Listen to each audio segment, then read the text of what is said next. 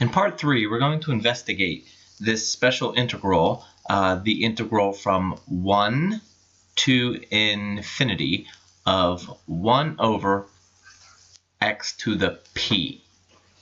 It makes it special because of the p there. P is a constant and can change with the problem. So we're going to look at some anecdotal evidence of what that integral will equal. So the first one is, let's consider it when p equals simply 1, which would yield the integral from 1 to infinity, 1 over x dx. From the last part, we know that we have to write a limit statement as b approaches infinity of the integral from 1 to b, 1 over x dx. And then that's going to be the limit as b goes to infinity, the natural log, absolute value of x from 1 to b. Now you may hear my child in the back talking, just ignore it. The natural log of absolute value, see, the absolute value is actually not needed here because we're looking at values that go from 1 to infinity, so they're positive.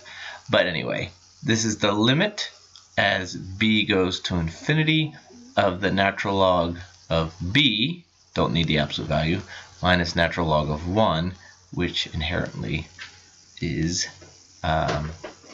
0 to begin with. That's 0. So the natural log of b as b goes to infinity is infinity. So this is what we say unbounded or divergent. Diverges, we can say. Diverges. So when p is equal to 1, then this integral diverges.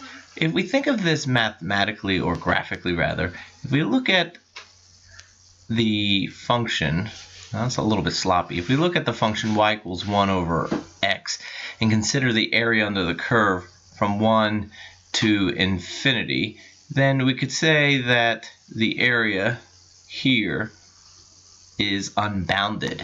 So as we go on forever, the area goes on forever also. And we're going to see in the next problem the sort of paradoxical nature of this.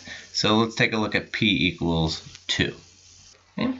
So that's looking at the integral from 1 to infinity of 1 over x squared dx. We're going to follow our same procedure.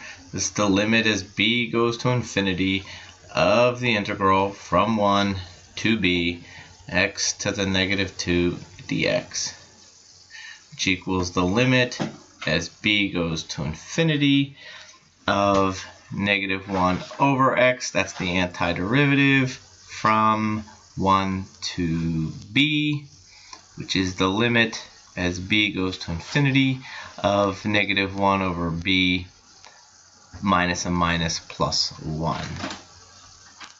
Okay. So as b goes to infinity, this part of the expression goes to 0, and the whole thing goes to 1. Now that's a paradox. In my opinion, it's a paradox.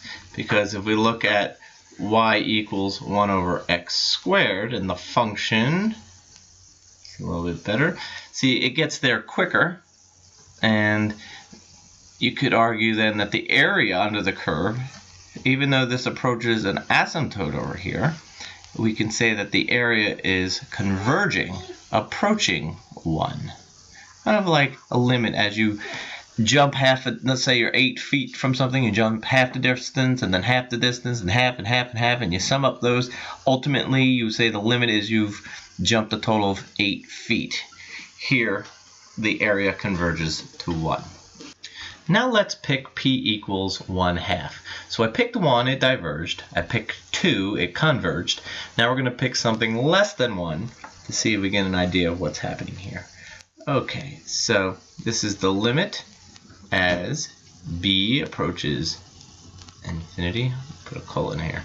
As b approaches infinity, 1 to b, x to the negative 1/2 dx equals, notice I never forget to write my limit statements. I should not forget. It's a major part of the problem.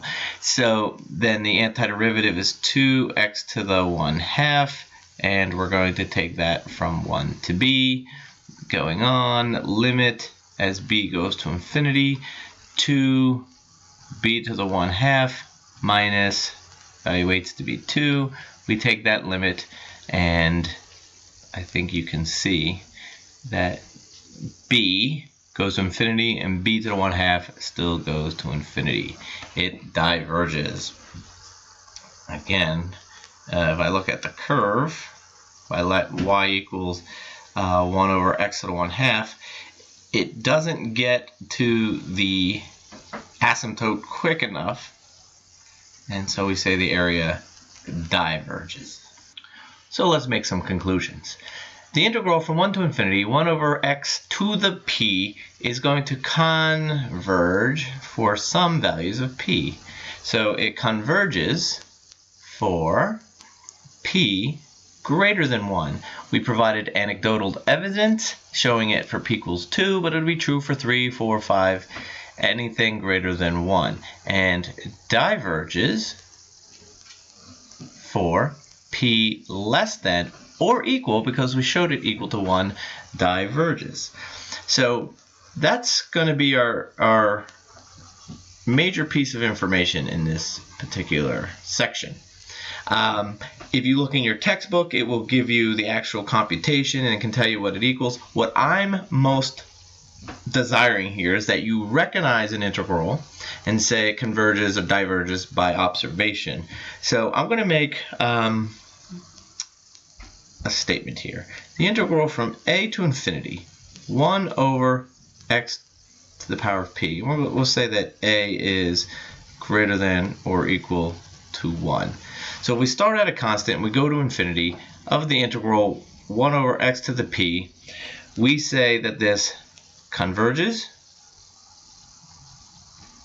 for p greater than 1, and we're going to say it diverges for p less than or equal to 1. And we will hereby establish this as the, we're going to call this v in quotes, p integral. You will not find that in the text. I like to call it p integral. So if I saw something like this and it went from 3 to infinity 1 over x to the power of 5 dx, I would say that this integral converges because it's a p integral where p equals 5 is greater than 1. You won't find the word p integral anywhere, not in your textbook, but you will find something later called the p series, which is very similar, except it's not an integral, it's a series. So please know this, the p integral, you're going to use this in some proofs, as you're going to see in the next part.